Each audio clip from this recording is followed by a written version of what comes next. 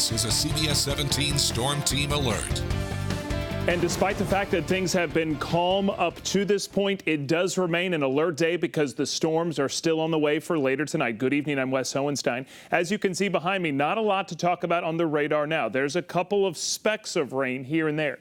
Nothing significant. What we are watching and what we have been concerned with all along, the storms back to the west, coming down out of the mountains. They will be here later tonight, bringing once again things we've gotten used to. Heavy rain, lots of thunder and lightning, the possibility of some isolated flooding, and tonight we could also see some gusty winds. So temperatures, we've been able to deal with those. 80s falling into the 70s with incredibly muggy conditions. But notice the rain chances staying small through about 8 and 9 o'clock. And then that line of storms to our west will make it in here after 10 o'clock. We'll continue to keep an eye on it, and we'll update you on the cold front that's coming behind it coming up a little later. Now, local news that matters. This is CBS 17 News. There need to be a push in North Carolina to help keep people safe in these hotels. A breaking news update after a local mother and daughter are electrocuted. Keep the prayers coming for our family. Plus, the emotional reaction of a North Carolina father as he hears the criminal charges against his son-in-law. To sort of start off the year with such a drastic change is kind of surprising. Silent Sam has fallen. What's next in the continuing Confederate controversy? And new tonight, Frederick Hall, the man seen in the Raleigh police video during his arrest last week, is out of jail. You're looking at a live picture from the lighthouse in Raleigh where Hall and his family are getting ready to hold a news conference. We will bring it to you when it starts right here live. But first at 5 tonight is Meet the Teacher and Welcome Back night at Cardinal Charter Academy in Cary. But one teacher will not be there after being arrested on 18 counts of child pornography. Good evening, I'm Marius Payton. And I'm Angela Taylor. A spokesperson for the school confirms Chip Hollingsworth is on leave pending the outcome of the FBI's investigation. CBS 17 investigative reporter Richard Essex is live tonight. And Richard, what did you learn in court today? Well, what we have learned in court today is that Chip Hollingsworth is an elementary school teacher, and he's been active in Little League Baseball for a number of years. Hollingsworth made his first court appearance in a Wake County court today and charged with 18 counts of child exploitation. The judge firmly set his bail at $1 million and ordered him not to have any contact with anyone under the age of 18. According to what we heard in court today, Hollingsworth had exchanged pornographic material with an undercover FBI agent, and the arrest warrants indicate that the videos depicted sex acts with children as young as 5 years old.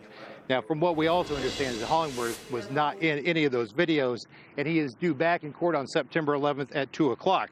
Now, coming up on CBS 17 at 6 o'clock, we'll have the response from the school, which, by the way, tonight is Welcome Back Students Night. We'll have that for you coming up at 6 o'clock. In Raleigh, Richard Essex, CBS 17 News. Richard, thank you. And we pushed this breaking news alert this morning and have been updating this breaking news story all day. You can keep up with breaking news and weather with the free CBS 17 mobile news app. Silent Sam falling is the top trending story on CBS17.com. We continue our live team coverage of the controversial monument. And we are looking ahead to what this could mean for other Confederate statues right here in North Carolina. First, let's go to Orange County and CBS 17's Amy Cutler. Amy, will those protesters face any criminal charges? Well, at this point, the answer to that is not clear, according to the district attorney. But I want to give you a look at Silent Sam at this hour, or what's left of it, I should say. There are about a dozen or more students surrounding it, taking pictures. Then at the base of it, you can see the names of some students or activists that they say deserve praise instead of Silent Sam. Now, the district attorney, Jim Woodall, tells me he has spoken with UNC police. They will be the ones heading up the investigation into what took place here last night. Woodall says he does not believe there are surveillance cameras around the statue. That will make determining who was behind this more difficult. He tells me he wasn't surprised about the events of last night. Protests over Silent Sam have been going on for decades, but he says over the last few years, they've intensified. It just seemed like there was a degree of planning. Does that change things from a typical vandalism case? Well, again, I don't know, because we have to see what the investigation shows. I know people saw things on television, people can speculate. Woodall says it is still too early to say what, if any, charges will follow. It depends on what UNC police find and, of course, the evidence they have to back up those charges. We're going to continue to follow this story closely, and we will have much more coming up tonight at 11 o'clock. For now, we are live in Chapel Hill. Amy Cutler, CBS 17. Amy, thank you so much. The Confederate controversy continues. Tomorrow, the State Historical Commission's Confederate Monument Study Committee will meet to make a recommendation about keeping or moving 3 monuments at the state capitol. That's where CBS 17's Robert Richardson joins us live this afternoon. And Robert, you've been digging deeper into the history of these monuments. Yeah, I talked to a UNC history professor whose specialty is in Southern culture, and he says what's happening this week is going to be in the books for future students.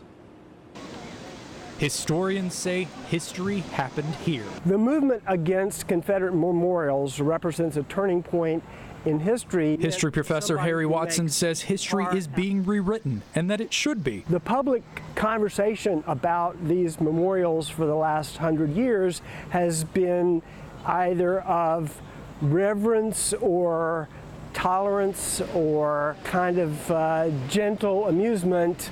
But now the conversation is flipped. It doesn't match the old saying, history is written by the victors. The Confederacy were the losers as of Appomattox. But in almost the century that followed, they and their sympathizers gained more and more control over the story. I spoke by phone with Frank Powell, the national parliamentarian for the Sons of Confederate Veterans, and he told me the group is trying to combat false narratives about the monuments. He says these aren't statues, but memorials to people who died representing the state. Powell told me, quote, "They're tombstones, nothing more, nothing less," end quote. We're debating the meaning of these statues in the minds of the people who put them up, in the minds of the people who see them today. How that history ends up being written is yet to be determined.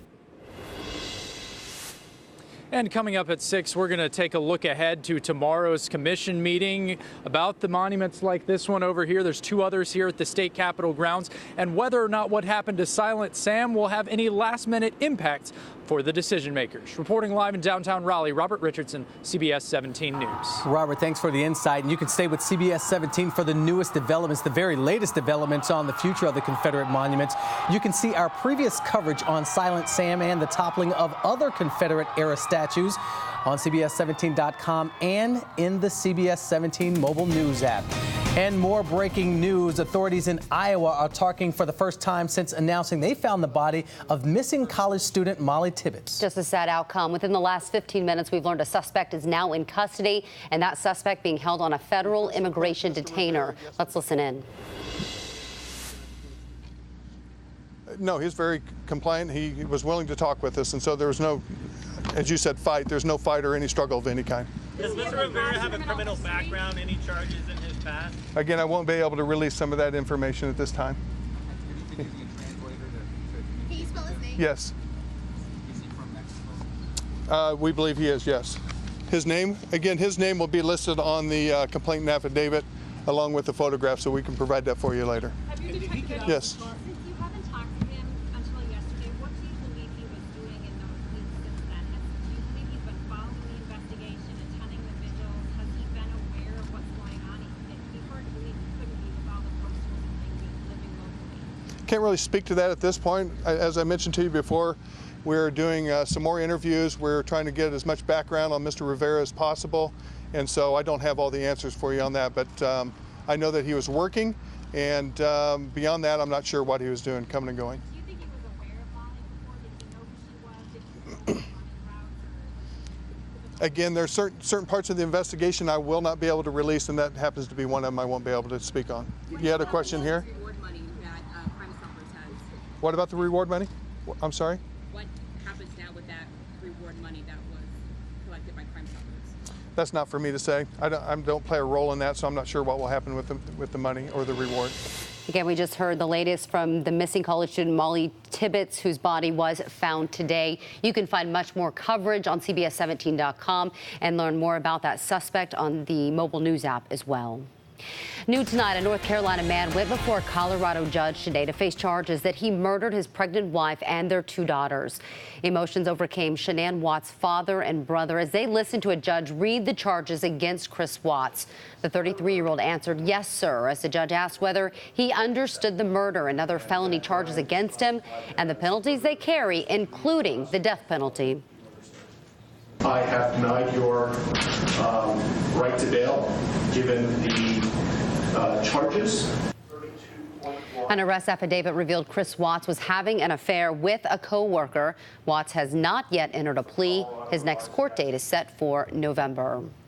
Well, students aren't the only ones that need back-to-school gear. New tonight, why local teachers will have one less place to go next year when it is time to stock their classrooms. And last few days, we've needed umbrellas. While things are generally calm here, right now in central North Carolina, there are storms back to the west. Those are the ones that are going to get us later tonight. I'll tell you what they're going to get us with, and I'll update you on a real cold front coming here in just a few minutes.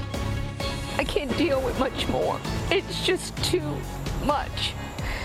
But they're calling for some more rain tonight. A local business owner scared of a rapidly rising Crabtree Creek. Next, we're getting answers from the city about what can be done to fix the problem.